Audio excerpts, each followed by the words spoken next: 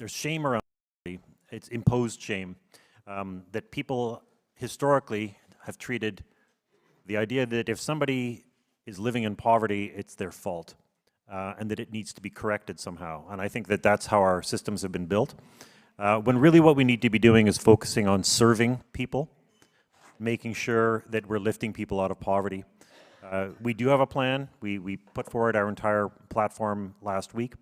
One of the things we'd like to see is to change the entire mandate of social assistance to be lifting people out of poverty, to making sure that people have a dignified wage and a dignified income, and also making sure that we're giving people work and training opportunities, recognizing all the reasons why people have lived in poverty. But the other is that in Manitoba, in particular, we have what I consider to be forced poverty, that people have been driven into poverty by the policies of previous governments.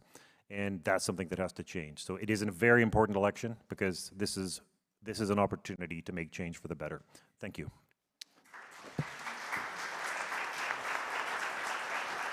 For the New Democratic Party, Nahani Fontaine. It's 90-second openings, by the way. First and foremost, I want to say miigwech to Make Poverty History for organizing tonight's very important and critical discussion. I also want to take a moment to acknowledge all of the folks that are on the front lines of doing anti-poverty work. I want to acknowledge those folks that are doing the research, the folks that are on the front lines, the folks that are in our social justice organizations. You know, more often than not, this work is done and led by women. And so I want to acknowledge the women that are doing this work and that are doing it from a place of understanding that when we tackle poverty, when we lift families out of poverty, when we lift women out of poverty, we are making transformative change, not only in the lives of those particular individuals, but in the lives of their children and future generations. That is critical, critical work. And this election is a very, very important election. Manitobans have a very important decision to make on October 3rd, or at the advance vote from 23rd to the 29th, on who we're going to elect. And I would submit to folks, I would submit to Manitobans that we have to do better. We have to elect a government that truly cares, that will govern with compassion, that governs with a comprehensive and robust plan to be anti-poverty here in Manitoba. Miigwech. Thank you so very much.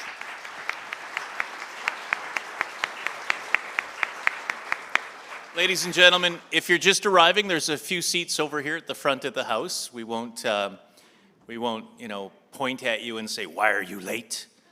Because that's just the way we roll. So welcome. This is Janine Gibson with the Green Party of Manitoba. Hello, thank you. Thank you very much. Well, I certainly feel in my heart the words that my colleague has just shared. Coming from a place where I was unhoused at 17, and had it not been for the MINCOME program, the guaranteed income program that allowed me to quit my 2 waitressing jobs and go and finish high school, I doubt my children would be as happy and healthy as they are today, nor would I be here able to be of service to a community that I'm so proud to be part of, even though the tragedy of the poverty in Winnipeg and Manitoba is heartrending. I also say thank you so much to the organizers of this event. These are key issues that need to be addressed. The addressing of poverty issues through what our policies with the Green Party support is a basic income guarantee, very similar. When I look at the 10 top demands for action, they are all foundational Green Party values, because not only do we say as part of the biology we need to have compassion for Turtle Island, our mother this earth, we also need to have much greater compassion for each other.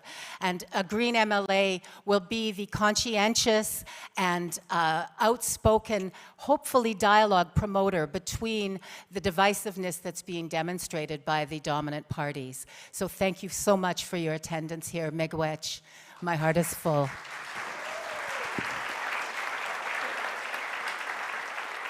For the Progressive Conservatives, here's Rick Schoen.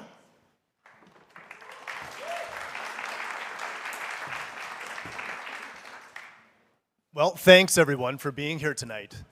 This is truly something that is very dear to my heart as well.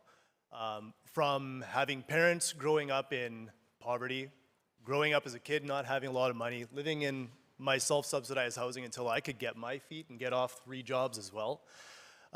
It's an area dear to my heart. When I was younger, I was sponsored to go to Bangladesh and saw a level of poverty there that I've never seen before.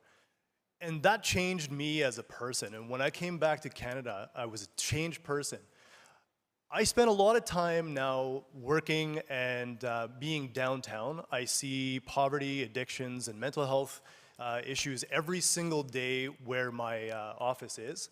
And I've spent the last 6 to 7 years specifically dealing with this issue and trying to figure out how to help people. I've been so fortunate as well to experience some of the compassion of those who work in the industry I say, who work in the area. I always thought I was a compassionate person, but we have a lot to learn. We have a lot more to listen, and there's no question that we need to do better. We have made progress, there is good things to talk about, but we're not there, and there is much more to do. Thank you so very much. So candidates, you got that kind of out of your system already? You're feeling good? All right. I've had 5 cups of coffee today, so just be warned. No, I'm kidding.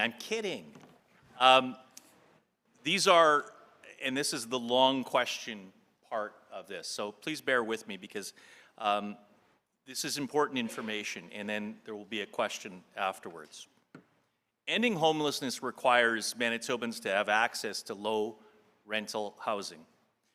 The private market in this area is increasingly unaffordable to people experiencing poverty and homelessness. Households in the lowest income part of this spend an average of 68% of their incomes on housing. 68%. This has escalated the demand for the non-market social housing where rents are capped at 30% of a household's income. Here's the problem though. Nearly 6,000 households are on the wait list for a social housing unit. 6,000. The Right to Housing Coalition and the Manitoba Nonprofit Housing Association are calling on parties to prevent the loss of existing social units and create 10,000 new social housing units over the next 10 years to meet the immediate need for low-rent housing. Here's the question, and we'll begin with Nahani Fontaine of the NDP. 2 minutes. Will your party create new social housing and protect the existing social housing supply?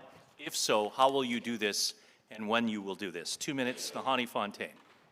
I think that I would submit to everybody in the room here that we can all agree that one of the issues that we are facing and that we've seen grown exponentially is our unsheltered relatives.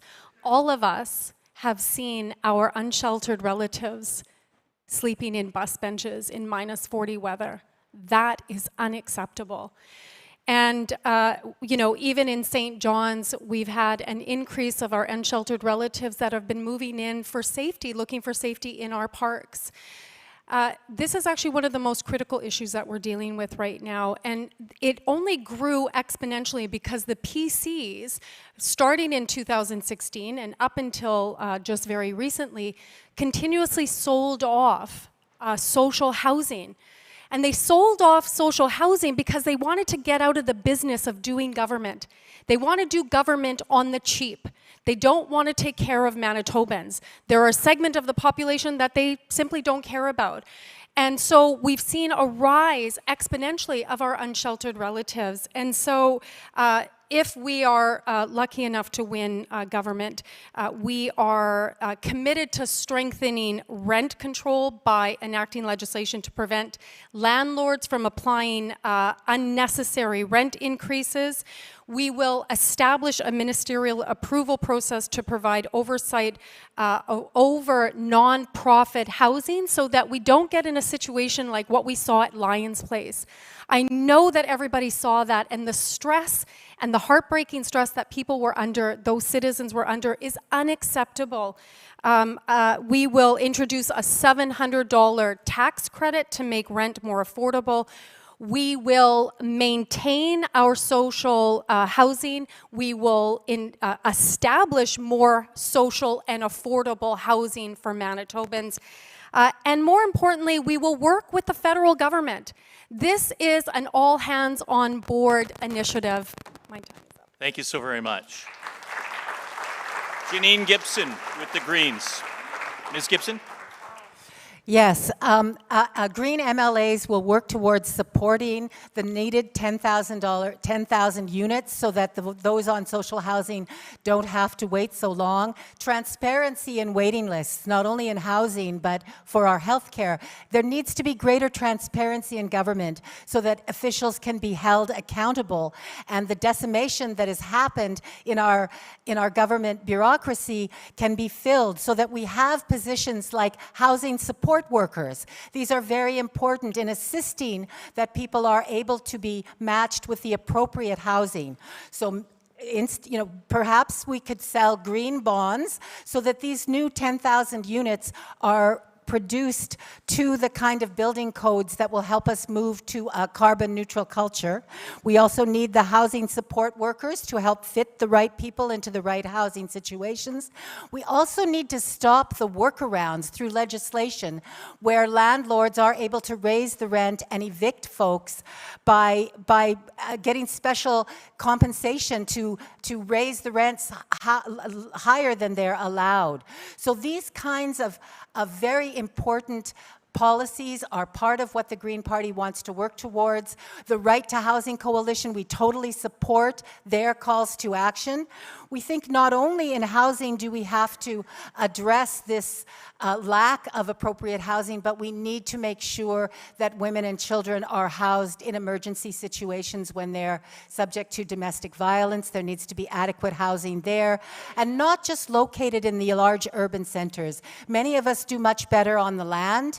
I've been fortunate enough to spend most of my life living on the land, and this is what we need, is dispersed throughout all areas of Manitoba, not just in the city. So a Green MLA and Green MLAs will work towards the transparency and the support that these changes are enacted. Thank you. Thank you so very much.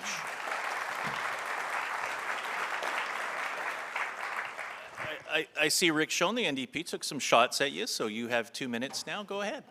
Okay.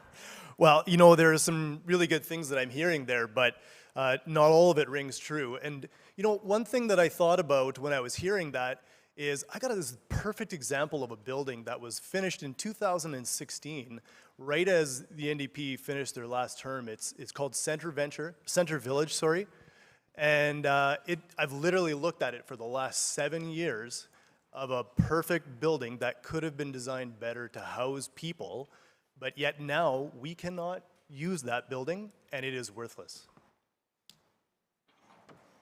Well, you should thank the PCs.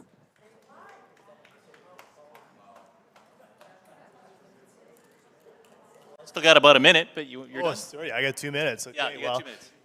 So one of the things that we need to look back at 2016, just a little bit of glimpse in time. In 2016, we were left with $500 million of social housing that was not maintained. The maintenance was deferred. That mess had to be cleaned up. Over $296 million was cleaned up since 2016. I've actually spoken to a lot of the tradespeople who've gone into those buildings, and many of those buildings were not salvageable. So we can talk about selling off the housing, but at the end of the day, a place like Center Village when it was worth $3.7 million to buy, and now it's worth $1 million, there's a similar building right behind the area that's going to be actually $10 million to build. You can't replace these things for the same amount. So we've had to spend a lot of time trying to refurbish, maintain, and rebuild all of these places. And we do have plans. We have a plan in motion.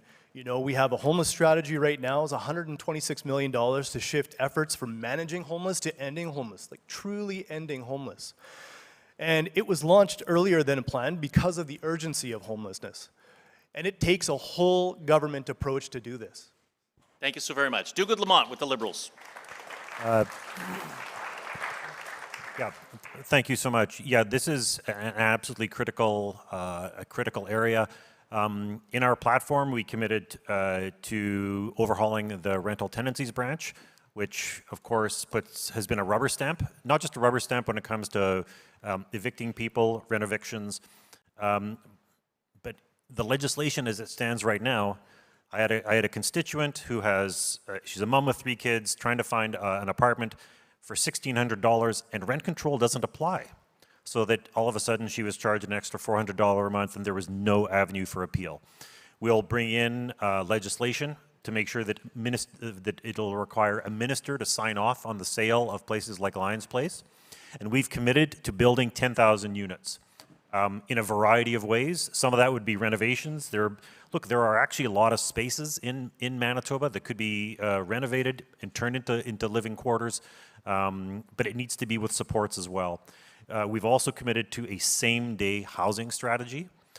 We can't do it overnight, but that's what we need to aim for. Currently, in Manitoba, when you're homeless, you have to be chronically homeless for 6 months to be able to be housed. And that can be a very, very cold 6 months. And that's the PC government policy. It doesn't make any sense. So we need to be making sure that we're housing people immediately and providing them with the supports, because that is not just the humane thing to do, but there's a saying that, you know, the worse you treat people, the more it costs you. And the inverse is also true. The better you treat people, the less it's going to cost you. We have homeless people sleeping, or who end up in ERs, in the back of police cars, who are costing huge amounts of money, and they're not actually getting the care they need. So we need to make sure that they're supported in housing, which is lower cost and more humane. And that is in our platform to make sure that happens. Thank you. Thank you so very much.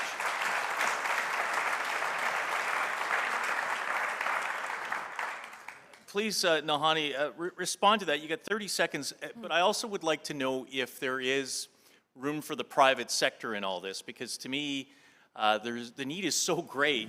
You need so many entities to be involved in this. So as you look at those 10,000 new social housing units, is it all government built? Is it all not-for-profit built? Or is there a role for the private sector in this? Oh, I think I'd like to take my 30 seconds to correct the record of Rick Sean, who indicates that maintenance hasn't been upkept with social housing.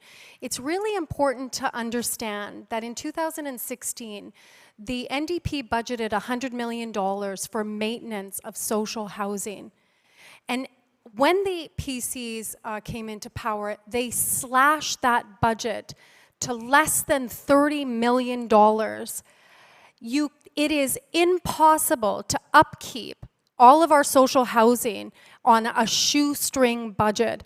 And if there's anything that I can say about the PCs is that they've tried to do government on the cheap, and there are consequences to that. And one of the consequences is that we do not have social housing stocks here in Manitoba. Okay, Rick Sean, you want to respond to that?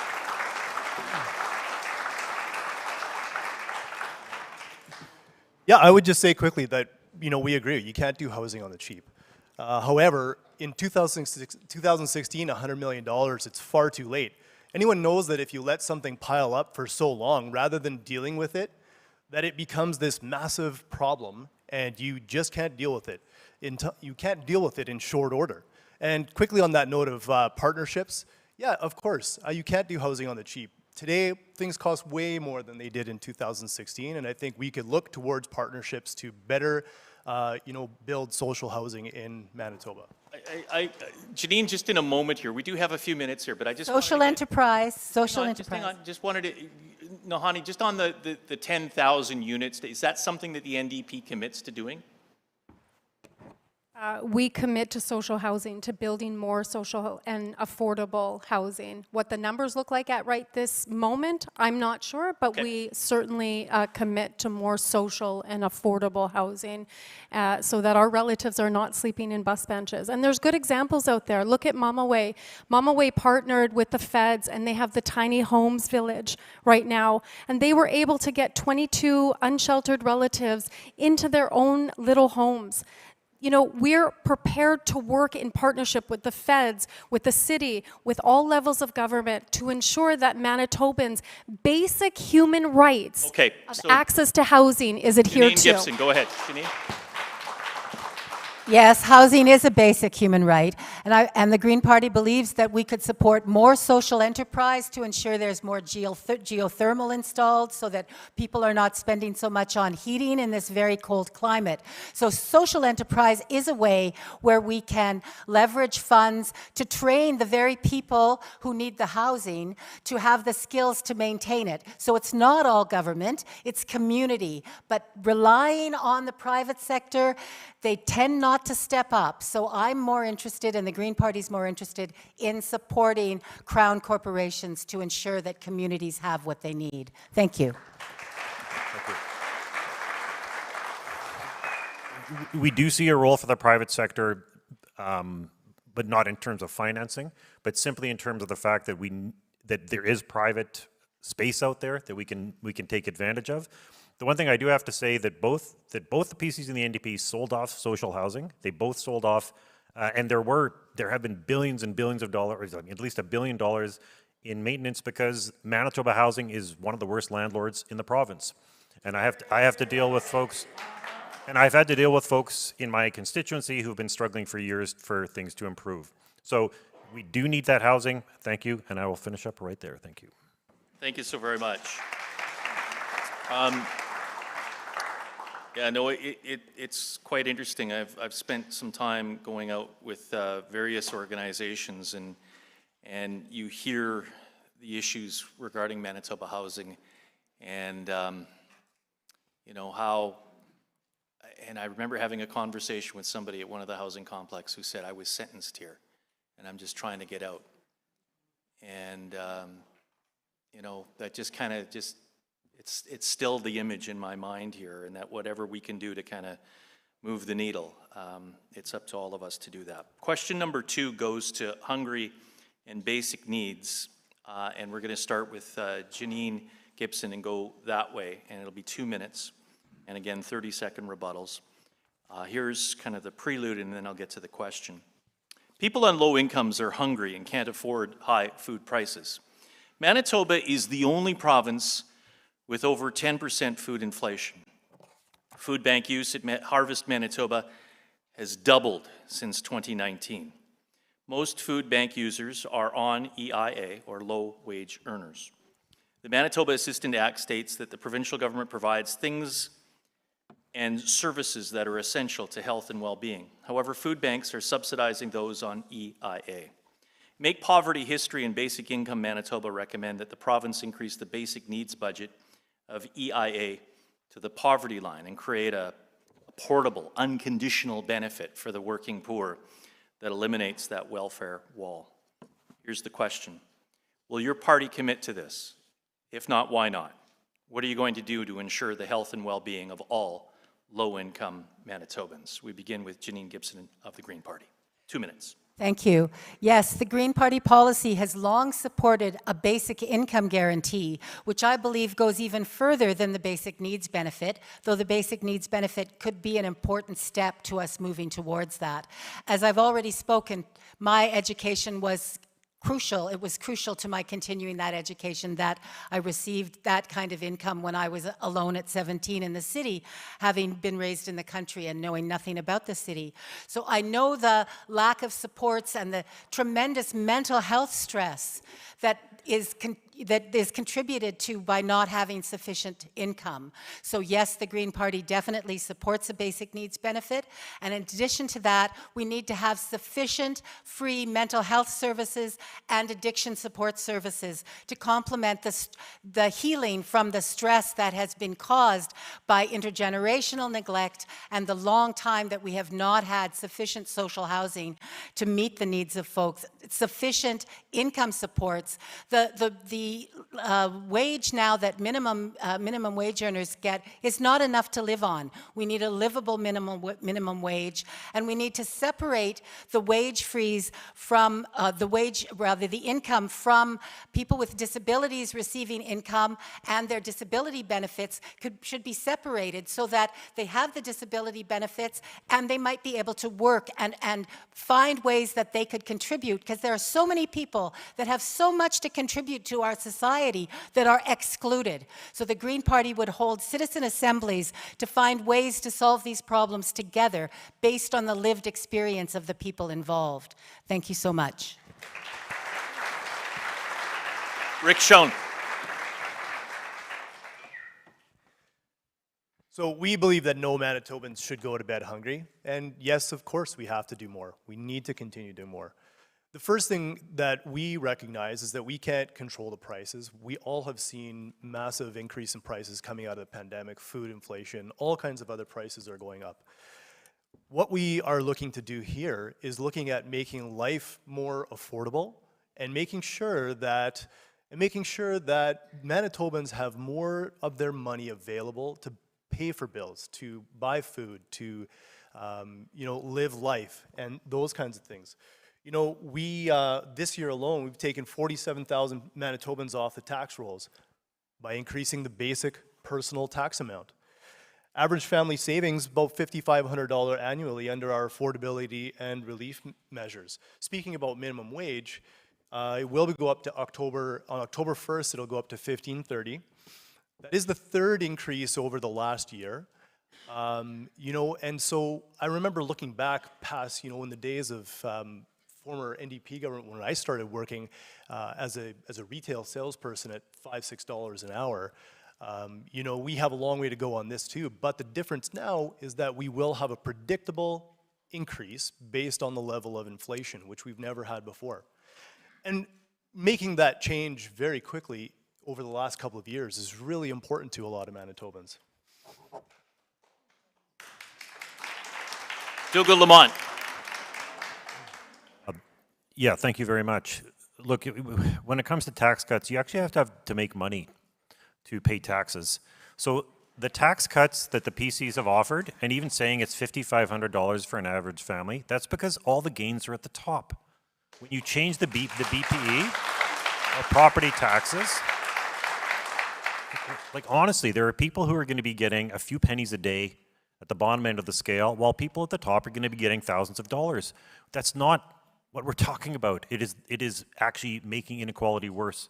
So we've committed to dignified income supports. We want to change EIA because it hasn't changed in 35 years. There are literally people who are making less now than they were in 1989 because it was rolled back to 1986 levels in 1992, and nothing has changed since then. It's a travesty. The other is, we said we would bring in a provincial guaranteed dignified income, MINCOME, for people with disabilities and for people over the age of 60.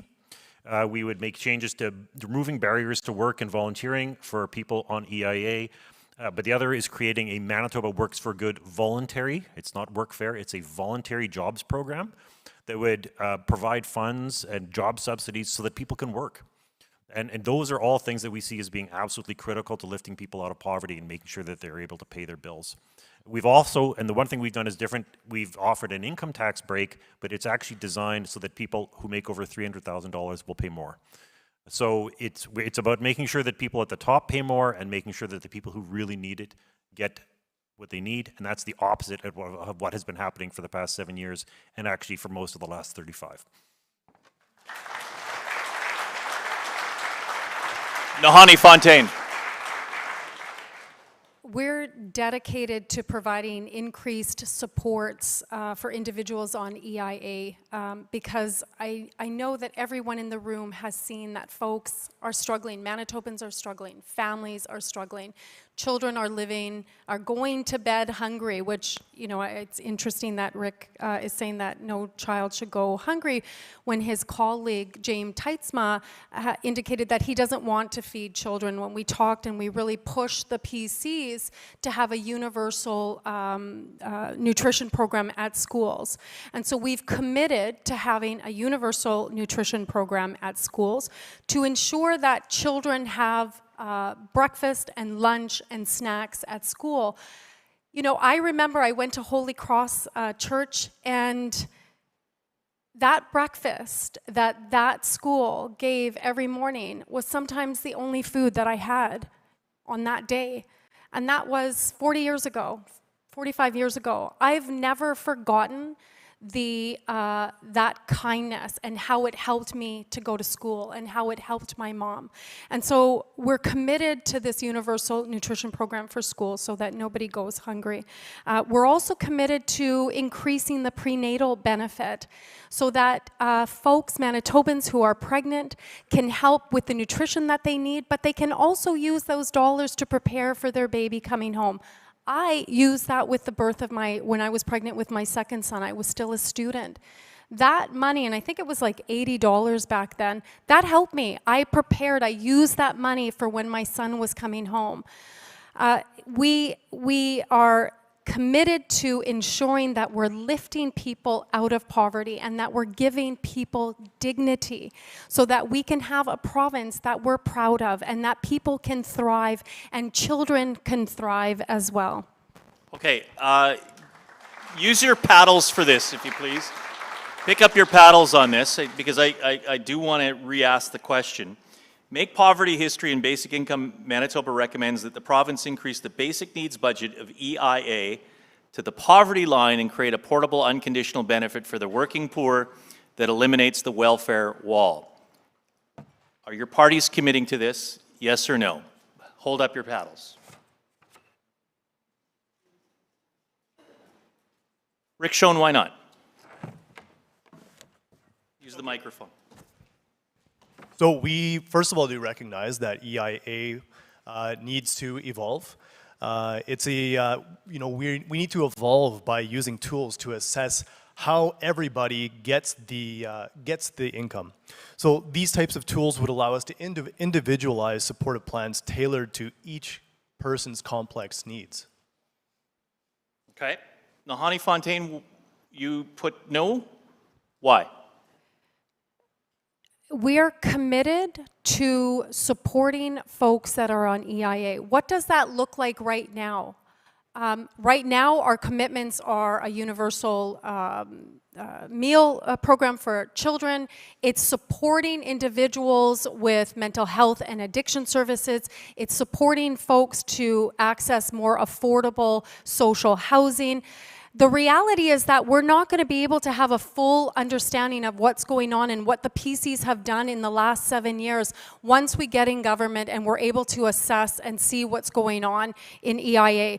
But we are absolutely committed to supporting folks on EIA.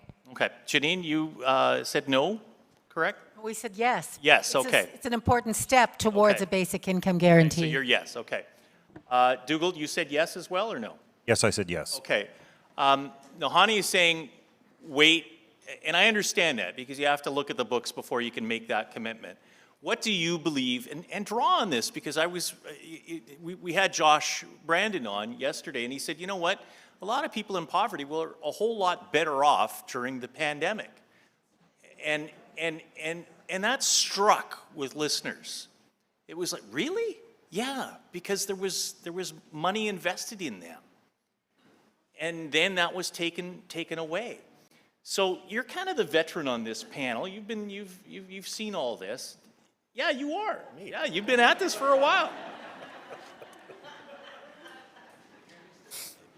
What's wrong with the other positions here? Well, look, I'll say one of the issues is that the NDP and the PCs have both decided to keep the PC budget. that is one of the, and that means there will be no new budget for months. The only way you can bring in new programs in Manitoba is to pass a budget, which is why we're saying that has to happen.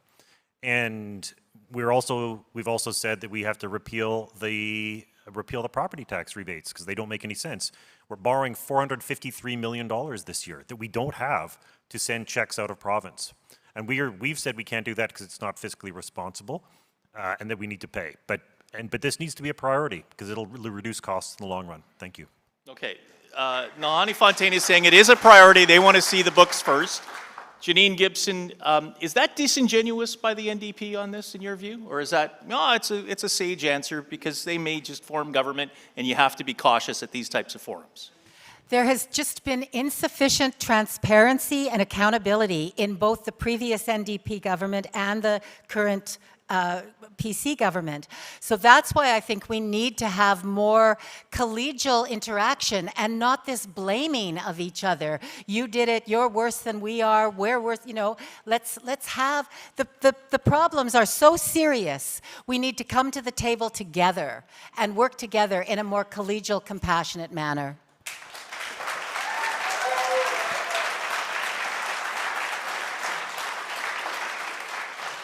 Sean, you want the last 30 seconds, or is that the mic drop moment?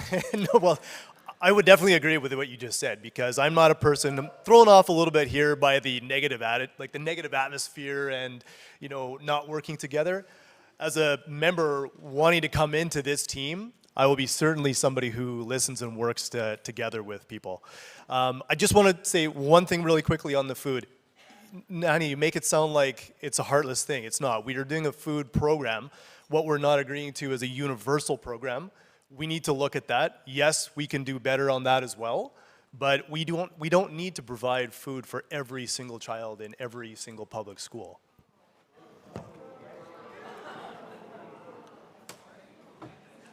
Moving on to question 3, poverty and systems change. We're going to go Rick, Dougal, Nahani, and Janine in this order. Here's question number 3. Evidence shows provincial systems of child welfare, justice, social assistance, health, mental health, and others are failing those living in poverty. For example, a recent report by the Manitoba Centre for Health Policy found 1/3 of all children involved in child welfare were charged with a criminal offense as a youth. The Winnipeg Street Census found over half of those experiencing homelessness were involved in the child welfare system. MPHM has made a series of recommendations to address these injustices.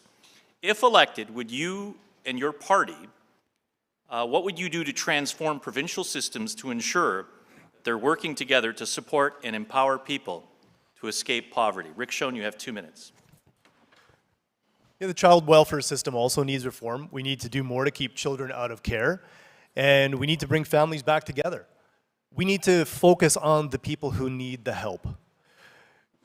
One of the things that we have done is we've ended birth alerts, which was a terrible practice under the NDP. We ended the practice of clawing back children's special allowance in 2019. It is an unfortunate fact that a disproportionate of children in Manitoba in care are Indigenous. And we have a moral responsibility to deal with this, to address this. We need to work better with Indigenous service providers to transition care so that services are provided in a culturally sensitive manner and give kids the tools, you know, to break this cycle. And we do need a whole of government approach to tackle poverty, and we need to work across different lines in the House to make this happen. It takes a unified group. You know, we have put together a Minister of Families, Finance, Mental Health, Addictions, Government Services, and all need to work together in order to make progress on this. And I understand that this is where our priorities are going forward, and we will continue to work to a better future in Manitoba. The work is well underway. We have more to do. We can't afford to roll back the clock and start over again back in 2016. Dougal Lamont, take 2 minutes. Yeah, this is, we actually had an announcement about this today because this is one of the most important issues facing our province. At one point, Manitoba was taking more children away from their families than any jurisdiction in the world. In the world. Over 11,000 of them. And I have to say to Rick, it's not the kids' fault or the family's fault. It was the government's fault. because they not only did they not support, not only in 2012 were social assistance rates lower than they were in 1989, but you essentially had a discriminatory system that singled out Indigenous families. And they have not ended birth alerts, and while it is true that the PC government stopped taking money from children, though they kept taking it for 3 years straight from children in care, they decided to keep it. And then they voted to ban all those children from ever being able to sue. That's the PC government. And the families minister at the time was Heather Stephenson. It was one of the worst things I've ever seen, quite honestly. And it needs to be reversed. We've committed to the returning the $338 million with compensation. I think we're the only party to do that. We've committed to free mental health. And we've also committed to the K-12 nutrition program, as well as making sure that in schools we're screening kids for diagnoses, for anything, whether it's, it could be a learning disability, eyeglasses, hearing, all those things to make sure that we're actually catching those things with kids. But the most important thing is that we just have to recognize that if we give people those resources, if we make sure that people have the money, that they can actually survive on their own. Right, it's about empowering people to make their own decisions, and that's part of what we can do through MinCom. That's part of what we do to making sure that we're training people through jobs and actually lifting people out of poverty. It is, when I said people being in forced poverty in Manitoba, that is a very real thing. And and people keep asking, what is it with Indigenous communities? It's what has this government done to Indigenous communities? Thank you. Nahani Fontaine, 2 minutes. So just quickly, I just want to again correct the record of that Rick tried to put on here, where he says that the PCs stopped taking the children's special allowance. For folks that don't know what that is, it's a pot of dollars that come from the feds for children, First Nation children, that are in care on reserve. And it's a pot of dollars that is for a new computer or some clothes, or it's supposed to go directly to those children. And the PCs, as my colleague said already, voted to get rid of that, to steal money from Indigenous children, and only stopped doing so when a court told them they had to. So I just want to correct that record. I also want to just say, in respect of, Make Poverty History, one of the pillars is in respect of the calls to justice of the MMIWG2S National Inquiry. I want to give a shout out to Elder Ivy Chaskey, who is here. Ivy, I hope that she's still here, but I want to remind folks that Manitoba has some of the largest numbers of MMIWG2S in Canada, coast to coast to coast. The vast majority of women, girls and two-spirited, who are slaughtered had interactions with CFS. And so we are absolutely committed to supporting children and supporting families to keep families together, in their communities, with their grandparents, with their parents. We're committed to the national calls of justice to deal with the abject levels of poverty that Indigenous women face that put them at risk. Wally Opal was the commissioner for the BC inquiry, and he said that often the narrative is used that Indigenous women, girls, and two-spirited put themselves at risk. He said it's the antithesis to that. He said it is society that puts Indigenous women, girls, and two-spirited at risk because of the poverty, the abject poverty that we face as Indigenous women. Thank you. Janine Gibson, 2 minutes, please. I think what we're hearing about is the effects of institutionalized racism. Let's name it. That's what it is. And the Green Party and Green MLAs will support the implementation of the Truth and Reconciliation Council's actions, because these are, we've put 3 or 4 of them into place. Like, there needs to be clear tracking. We need timelines to implement the action calls from the missing and murdered Indigenous women and girls and two-spirited. Yes, these are fundamental transgressions against human rights. coming from an institutionalized racism and bureaucracies that have been built around this racism. So we need a transformation of our society based on compassion and equity and respect. So this is what I believe needs to happen, and that Green MLAs will ensure that it's not just fairy tales. You know, I mean, there's a little girl says to her mommy, do all fairy tales start with once upon a time? And the mom says, no, dear, many start with if elected, I promise.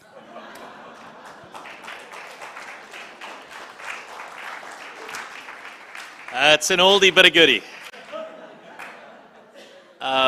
We have a little bit of time here, so timers, I'm going to ask each of our candidates for 1 minute, okay, as opposed to 30. And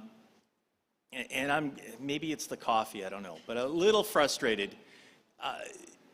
Can you name 3 things your party would do if you're elected to address the question? And that being, what would your party do to transform systems to ensure that they're all working together, empower people to escape poverty? Can you think of 3 things your party would do? Rick Schoen. Well, just quickly, I think it also, is important to say that about the clawback situation. I understand that you, Nahani, were a special advisor to Greg Selinger. That never happened during the NDP government. The first thing is, it's a big question just thrown at us, but we need to, first of all, work together across the government, all government departments. We need to invest in supports for children and youth, certainly. We need to invest in education, training. Manitobans, we believe that work is something that many of us do. We do get value from it. I know I get value from it. We need to lift people out of poverty through training, through education. Those are some of the things that we would do. Okay, Douglas Lamont, you take a stab at it. 3 things that you would do to change the system. Yeah, I just want to make one point about education. There are a lot of people who are really well educated who are not making much money, right? Including there are people who are trained as doctors and nurses in other countries who are working here in Manitoba, not as doctors and nurses. So this has to be a major priority, and it has to be done quickly because this is a way of stabilizing everything. This is absolutely urgent because we're talking about the future of our province and children. So we have to invest to make sure one is about income, one is about jobs programs, and the other would be, we've proposed new tools for debt relief, because one of the things that hits people so hard in poverty is levels of debt.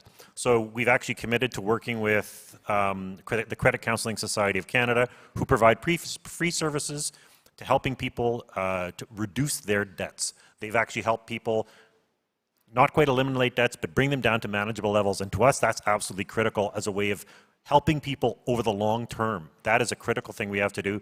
And my time is up, but those are the 3 of the things we would do. Thank you. Hannah Fontaine. Nahani, my apologies. Go ahead. Nahani, we will develop a comprehensive plan to end chronic homelessness within 2 terms. That plan is based on the Houston model, but it will be developed in partnership with those that are on the front lines with the expertise that are ending homelessness here in Manitoba. Those will be done in partnership, so that's one.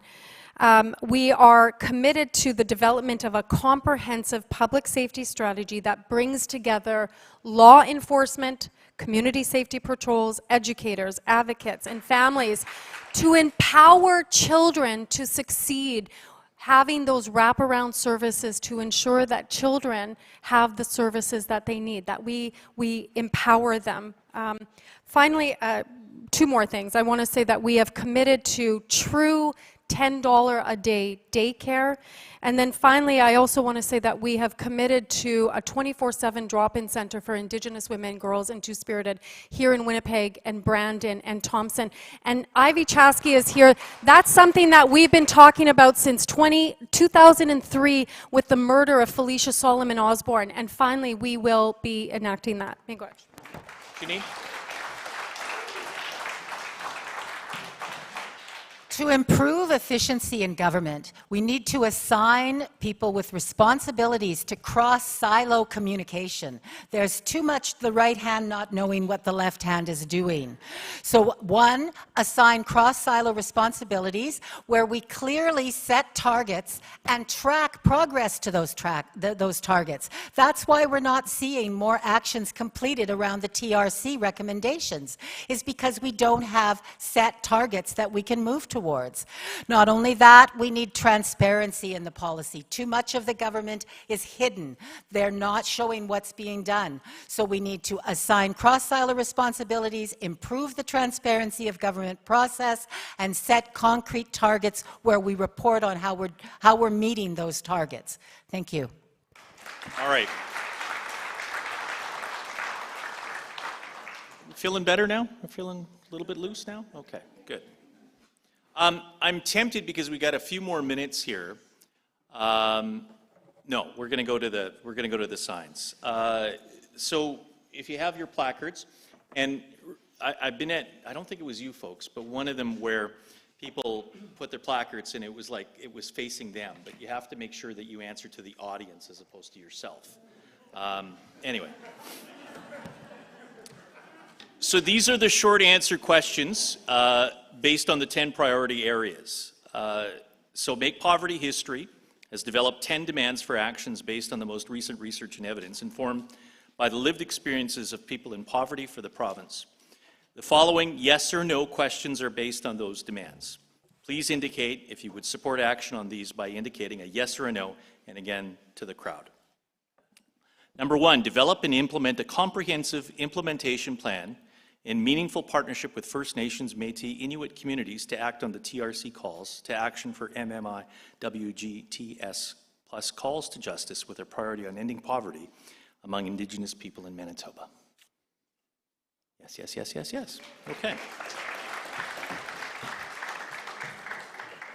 Do we have pictures of that? Okay. Make the minimum wage a living wage in Manitoba.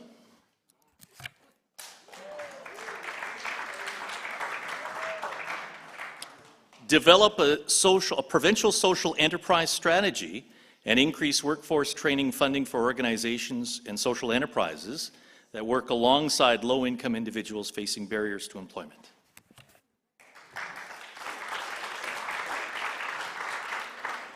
Commit to increasing the social housing supply by 1,000 net new rent-geared to income units annually for at least 10 years.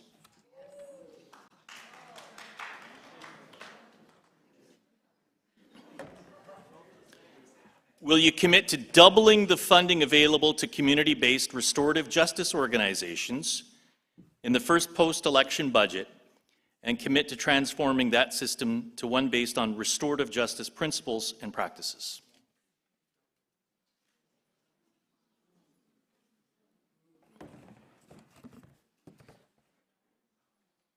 Create an adequately funded nutrition program in all Manitoba schools, including breakfast, lunch, and snacks.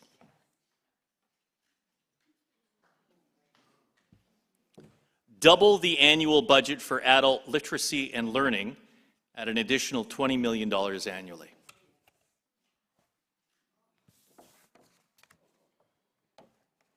Transition provincial student loans into provincial student grants for students in need.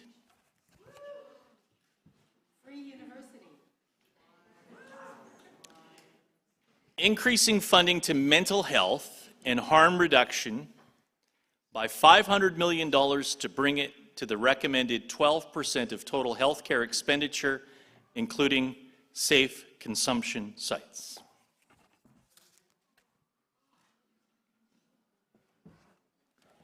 Give access to youth aging out of care to their choice of a wide variety of supports up to age 25, providing assistance with education, training, income support, employment, and system navigation.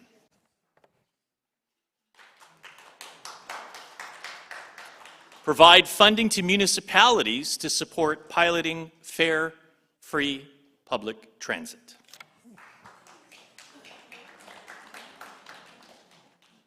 And finally, explore a new public interprovincial transit service for rural and northern transportation.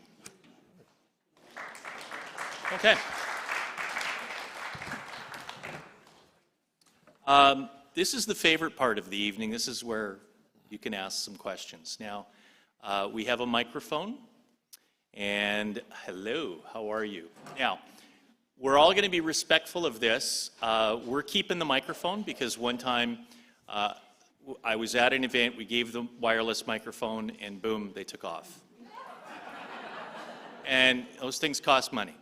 So we have questions here, not speeches, but questions. All right, here we go, right over here. And you could address it to any particular candidate you want, all four. Yeah, very particular. So Rick, Sean, so why you said no a bunch of times? Why did you say no a bunch of times? I actually really appreciate you asking that question. It's not very easy to put up a no paddle for so many things. And to be honest, like there's a lot of really good stuff in those questions, but the questions are full of nuance. And sometimes when you add a word, or you take away a word, or you add another piece of the sentence, it becomes very unclear whether you can do a yes or no. I would just like to submit to everybody here, again, there's a lot of great things in these yes or no's. They are not yes or no answers to a complex, really complex issues. And if you would like to know more about everything in these questions, please feel free to reach out to me or any of your local PC candidates. Again, there are many good things that we would love to talk about and strive towards in there, but they're just simply not a yes or no question. And lastly, I'll just say, really napkin math at this point, but without about 7 of the 10 of them add up to almost like $750 million.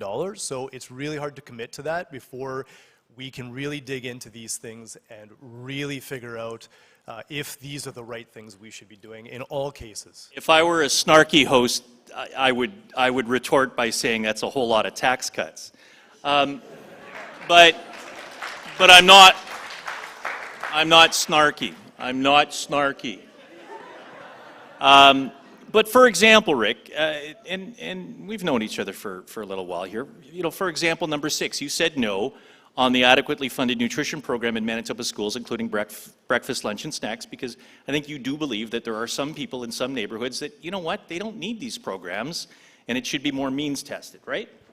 Well, that's exactly where I was going with that. And it is true. There are a lot of neighborhoods where this universal food nutrition program would really work and be very, very needed. We just don't believe at this point that it needs to be universal across the entire province, but it's certainly something that we should look at expanding, because I know, and we all full well know, that if a child is hungry throughout the day, they aren't learning properly. I could honestly look for my own past experience on this one. If you don't have a good breakfast, you don't have lunch with you, you're eating margarine sandwiches, you're just not going to be very successful in learning. Who else on the panel wants to say why it's important for universality? Dougal? Well, like one of the issues is just that 50% of people in Manitoba are within $200 a month of insolvency. Like the degree to which we have need here is incredibly important, and it would actually save everybody money. It would save every family money in terms of families and groceries. This is would have a huge impact helping families across Manitoba with their grocery bill, as well as making sure that these kids are getting fed. And you also don't want, if you're picking and choosing, all that means is that you're going to have to pay for administrators to pick and choose, right? So instead of doing that, let's just make sure that it's available to everyone. It's simpler. Part of it was, and my kids went to a community where, we were all supposed to be affluent because it was in South Winnipeg. And then you realize, how much paycheck to paycheck there is, right? And we ended up sending extras with my kids so she could share with one of the kids that didn't get it. And that's kind of why you talk about universality, because because of that pride factor too. That's the real stuff that we see in neighborhoods right across the city and right across the province. Nahani Fontaine, you wanted to weigh in?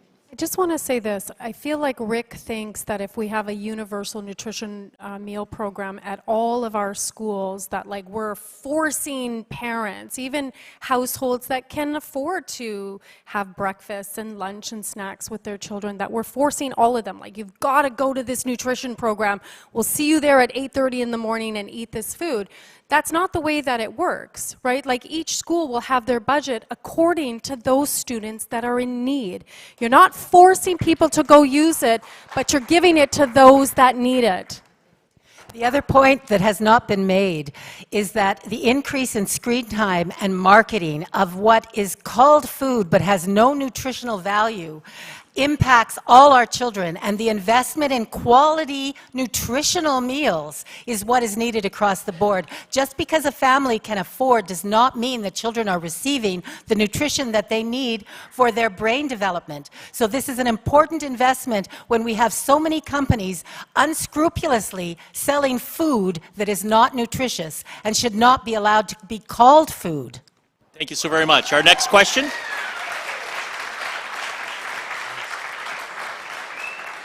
Nice and loud. Hi, this is a question for everyone. So everyone on the panel, thank you all for coming tonight. Unfortunately, I was here yesterday for the funeral of a friend who had passed away because they had severe issues with drug addiction. And that is a word I haven't really heard come up this evening. I would like that, and that goes with poverty and homelessness, and they did struggle with this. And I'm wondering if anyone would give me one or two things that they would do to proactively reduce the number of people in Winnipeg or in Manitoba who struggle with addiction and substance abuse. One of the critical issues facing Manitoba right now. Nahani Fontaine.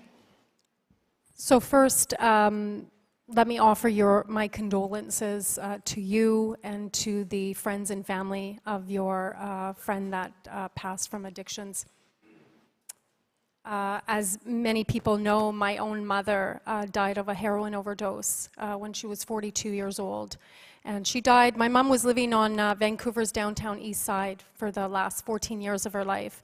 And at that time, the drug supply that was going around was pure. It was fentanyl. It was heroin mixed with fentanyl. And she died on the floor of a bathroom stall. And at that time, they didn't have insight yet. And our NDP caucus has been fighting and advocating for a safe consumption site so that we don't lose individuals to overdose, that we are offering a place where folks can get those supports and those wraparound services as well, but also safe consumption. There seems to be a disconnect when we talk about folks that struggle with addictions as if they don't deserve to live, as if they don't deserve the supports that they should be getting. We're in an addictions crisis here in Manitoba for a long time. My colleague Bernadette Smith has been advocating to have those numbers. We don't even know what the numbers are in Manitoba. We can't even, how can you plan when you don't even have the accurate numbers? We have been advocating for mental health supports and more addiction services.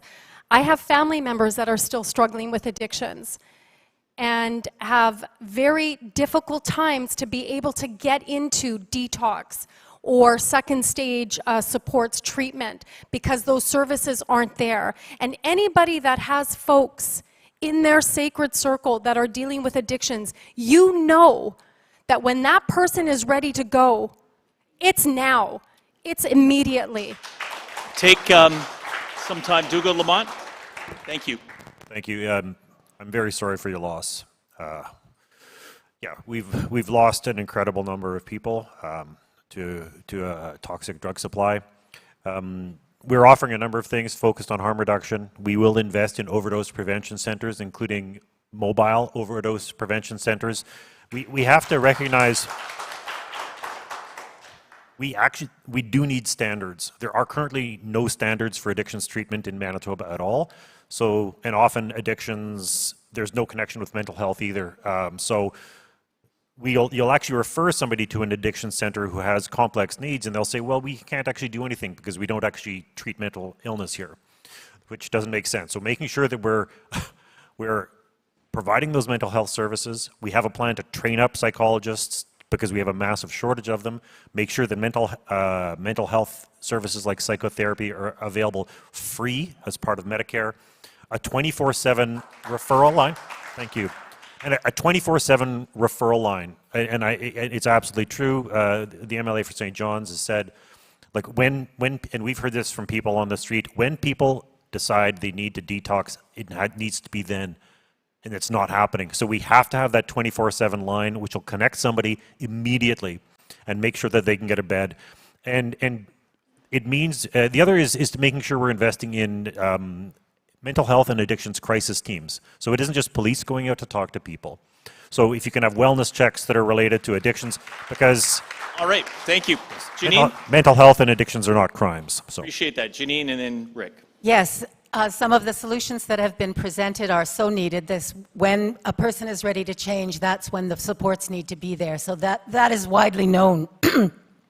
When I was working, helping women leave street sex work, I would often say, you know, alcohol is metabolized just like sugar, and that's why there's such an epidemic of diabetes and issues around that. Women, they said, why do we not know this? Why do we not understand how our bodies work and what we need to be healthy?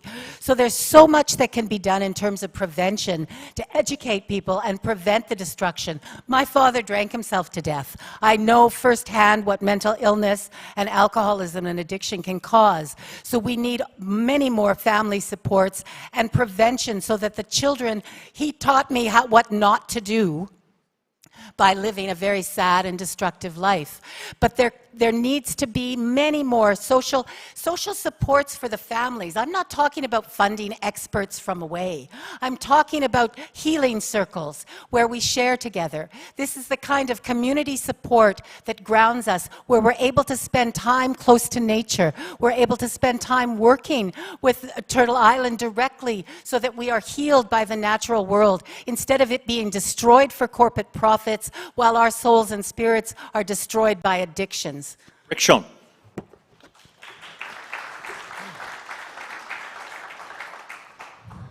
Yeah, thanks for sharing that, because it really did change the nature of the feel of this space for me. I really want to offer my condolences as well. It sounds like many of us on the panel here can speak from some experience of loved ones or friends or people we know who have faced addictions. And I completely agree. When somebody is looking for recovery, we need to get them into a recovery space right now. And that's one of the things that hasn't happened over the years, and that's why, you know, our team is focused on addiction recovery spaces and added over 1,600 new spaces. There's not enough spaces. If somebody wants to get into recovery, they need to get into recovery now, not 2 weeks, not 6 months from now. It's a matter of life and death. And you know, last year I had a really interesting conversation with a fellow who was so moving, who was in the Bruce Oak Recovery Center, and he showed me a path. You know, he opened my mind to a path where he went to the Bruce Oak Recovery Center, but then after he was done, he wasn't just thrown back onto the street. He was found housing, he was found some supports, he was put into an education program, and then later we were able to actually share experience where he was reunited with his kids. And this is what we're really talking about here, is people who have a real struggle, and we do want to help them. We want to be there to help them. We want to be there to provide these recovery spaces for them, even though we know that it's going to be a very big struggle and they may be there again. Yeah, unfortunately, we probably need a whole lot of Bruce Oak recovery centers in this city. We've got another question coming up here, and then we'll go to this side of the room. Then we'll come back here. We've got another 15 minutes. We'll be fine. Okay, so I have a question here. As you're all aware, over this next year and a half, we'll be seeing the implementation of a new federal disability income benefit. And it's very important that the province and the federal government work together to ensure that there are no clawbacks from existing provincial supports. Is that something that all candidates here, are you prepared to commit to ensuring that that is done? Thank you. No clawbacks. You know what? That's a good placard question, a good yes or no. Put your placards up, yes or no. Right, no clawbacks? Come on, Rick, make policy. There you go.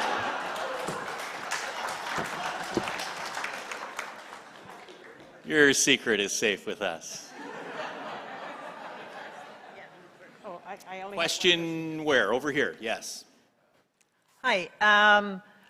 First of all, I have very little, I feel very little about PCs because one time when I was at the legislature and Dougal Lamont and somebody else was talking about poverty issues and the PCs all laughed. And I couldn't even hear what they were saying. So I lost my faith in PCs. And Dougal, you and I have talked extensively a few times. And the things that I'm hearing you say are the same things that we discussed back then. And that was a number of years ago. So it's nice to see that those things that I talked about are still being heard. Your question, please. My question is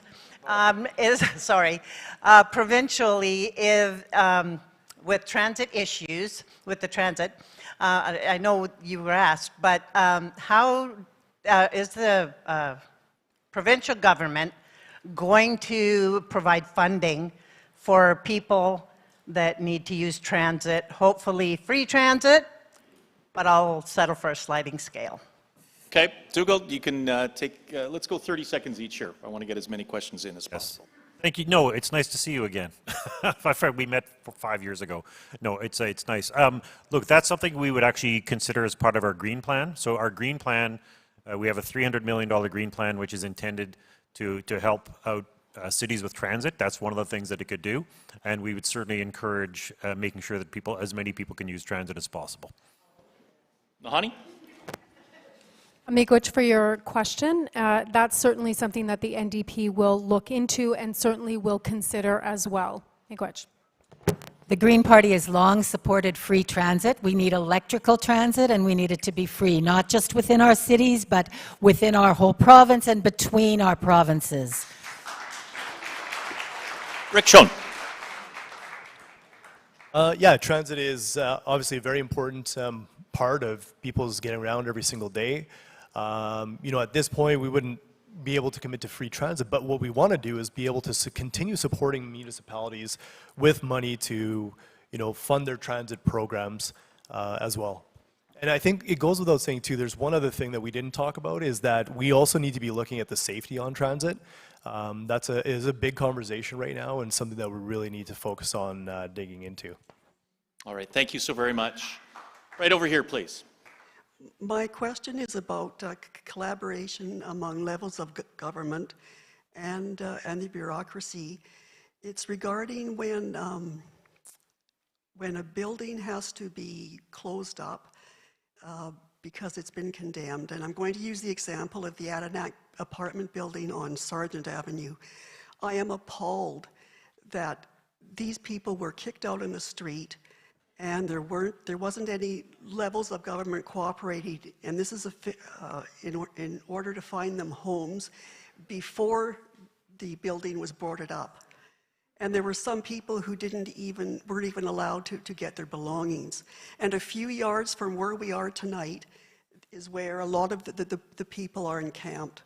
So my question is to everyone, would you collaborate, and how would you do that? It's a very good question. And if you don't mind me just to add to that, because what happened there wasn't a whole lot of programming going on. And I think the crisis is so bad now that you have organizations that are trying to move people into those facilities and expecting the wraparound services to exist, and they simply don't exist. And I'll share one thing with the panelists. And I spent Saturday night with Winnipeg Police, and the shift that was on, very interesting, because a lot of them and they're all young, right? Like, I'm feeling old, but they're all young. But a lot of them were cadets, and they know the clients. They know the streets a whole lot more than the police officers of a year ago. And because I'm kind of like you, I'm a little bit jaded about some of this stuff. And then they're calling some of the familiar faces by their first name. And the police took me to one unit on Furby. same situation. And this is the convergence of crime, of mental health, of addictions, smattered with grandma raising grandkids in this. And candidates, it really, and I know Nahanni Fontaine, you've spent a lot of your career advocating to change that system. So I'll start with you, because that has to change, and it has to go across all party lines, because this is the crisis that we see in our inner city and pockets of Winnipeg and outside the city of Winnipeg. So I apologize for taking some time and making a speech here, but please build on that question and what has to be done. So first off, Miigwech, for your question, I think it's a really important question, and I would submit that each and every one of us in this room know of examples like that. What I want to say is that what we've seen in the last 7 years is a government that has not played very nicely with different levels of government, including the federal government. We've seen under the Pallister regime and still the Stephenson government regime, folks that don't want to work with the federal government. And the reality is that these issues are so complex and they involve so many different stakeholders that it demands that you work together in a collaborative way and in partnership, not only with the federal government, but with the city and all departments within a Manitoba government, but also with community, those that are on the front lines, right? There's government, and then there are those that are on the front lines that have the expertise, that know what needs to be done. There's community that knows what needs to be done, and yet community is rarely listened to.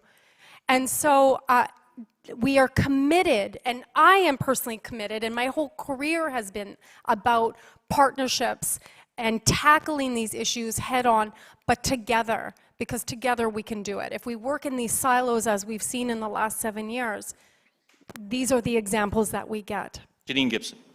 Yes, thank you, Nahanni. We need to move away from blame. We need to move towards collegial dialogue, circles of problem solving, where that are based on compassion and not bureaucratic rules.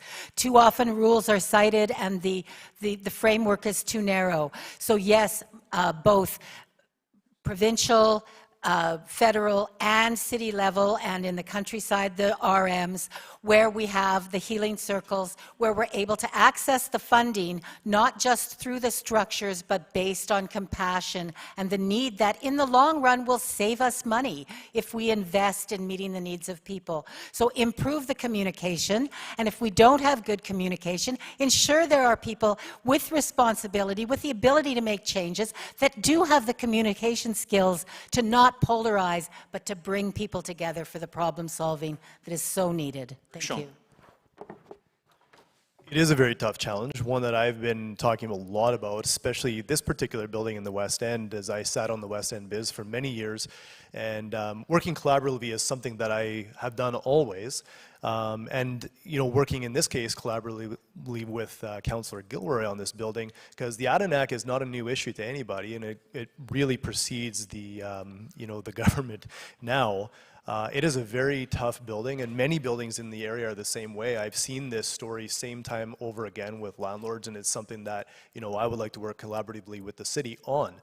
We have an experienced team, and together we will work collaboratively. It doesn't always mean we're going to see eye to eye, and sometimes, you know, with the federal government, we may not always agree, but we do need to work collaboratively so that we are making and solving really big, you know, issues here in our city. One last thing about the Adenac, and this is something we see in a lot of buildings, is that it gets taken over by groups of gangs, and it becomes a very, very hard place for many people to live. So, you know, those are the kinds of things that we need to figure out better ways of stepping into to make these places really habitable as well. And this, you know, I've seen this happen, again, like I said, many, many times with the Adenac and other houses in the West End and downtown. Tugu Lamont. Yeah, thank you. Look, the one thing I have to say is that people often think if nothing's happening, it's because governments aren't working together. The reality is it's because the provincial government is doing nothing. The provincial government starved the city of Winnipeg for 7 years and didn't increase its funding at all. So the city of Winnipeg has no money to do anything. They rarely do. But the federal government has given billions of new dollars to this provincial government. Funding is up over 100% since the PCs were elected. $3.5 billion more a year. $1 billion a year more just this year. And the problem is the government doesn't want to do anything. So what they do is they'll sit on federal funding and they'll withhold it and then blame the federal government. It's a tactic used from the GOP. It's like this is a tactic taken from the US states where Republicans deny people health care, even though it's available from the federal government. So they're willing, and I'm sorry to be, this is the truth, this is how bad it is, that the PC government withheld at one point $1.9 billion worth of spending that they had received from the federal government. And the federal government was wondering, what are you doing with all that money? Housing, they sat on $400 million of housing. They sat on $400 million of mental health and home care for nothing. In order to win an election, they're willing to do that. It is shameful. So the reality is the provincial government has enormous powers to act, enormous powers, and they have the resources. They're just choosing not to do it. So if elected, we'll act. Last question. One last question.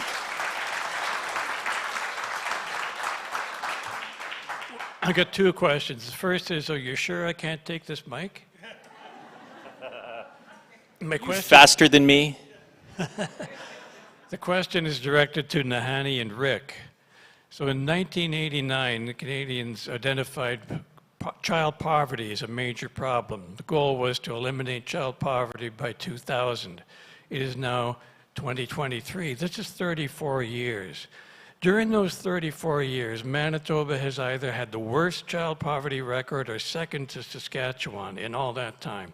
And guess what? The NDP and the PCs were in power in Manitoba. I want Nahanni and Rick to tell us why on earth we should vote you back.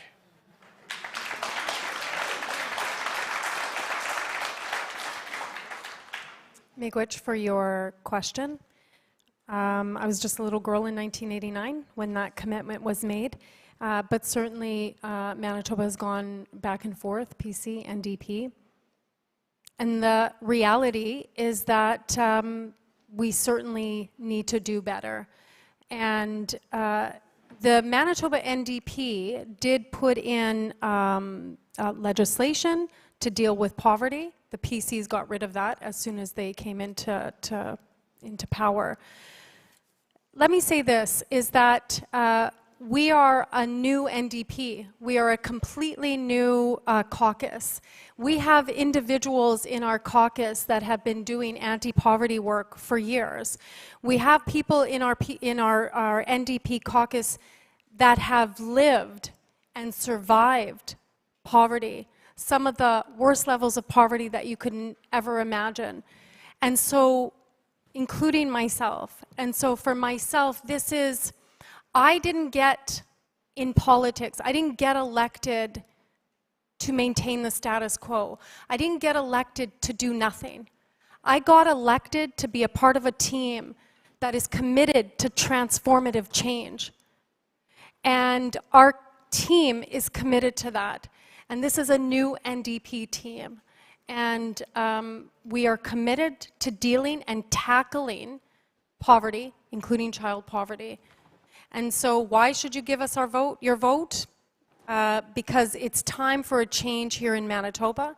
It's time to elect people that truly care about Manitobans and all Manitobans. All right. Thank you. Rick Schoen.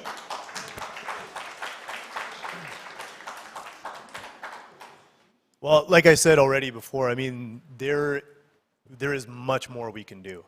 And when I hear that Nahanni is saying that there's a new NDP team, to be honest, that is one of the reasons why I joined the PC team, because it makes me really nervous to think about a team with the experience that the NDP group has. I never saw a team that was unified. I saw a team that was divided. I do see a leader who doesn't fully understand the economic aspect of our province and how we can use that to support and fund the services that we need here in Manitoba. So we have a team, and we've put together a strategy. More can be done. It is playing out right now. And you know, that's why I believe that you should give the PCs the vote, and we should go into another term to see all of these things that we have been working on in the last 2 years come to fruition. Thank you.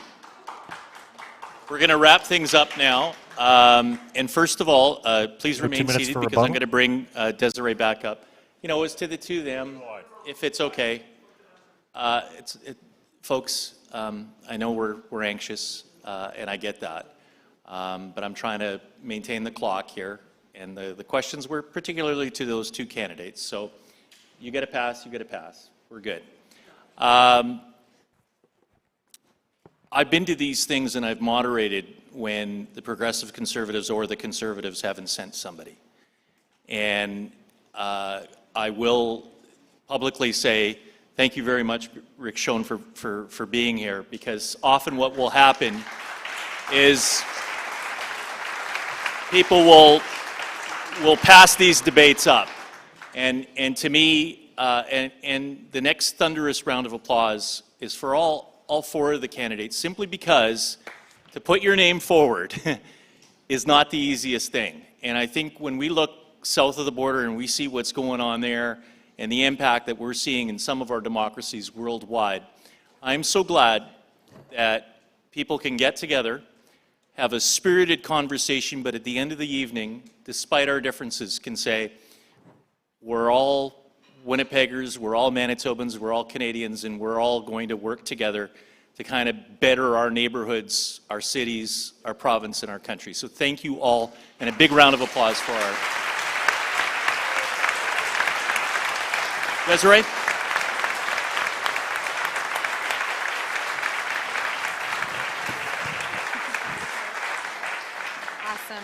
I'd like to say thank you to everyone for joining tonight and for being here. I would like to remind everybody to please pick up one of our signs for No Poverty, and it'll be at the back of the door. Please reminder to ask the candidates any questions at the door, anything, feel free. I would also like to say thank you to the Unitarian Church for hosting this event. Thank you so much. How are you? And I would also like to say many miigwetches to our candidates for their truth and their honesty tonight. And I hope that we could work together to achieve a Manitoba without poverty. Thank you. Have a good night.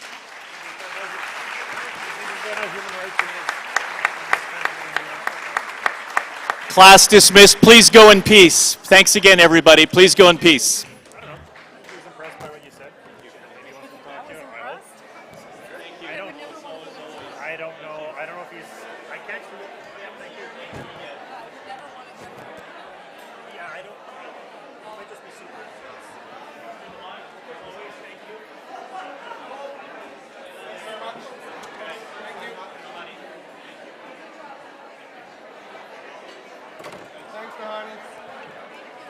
Thank you for that question.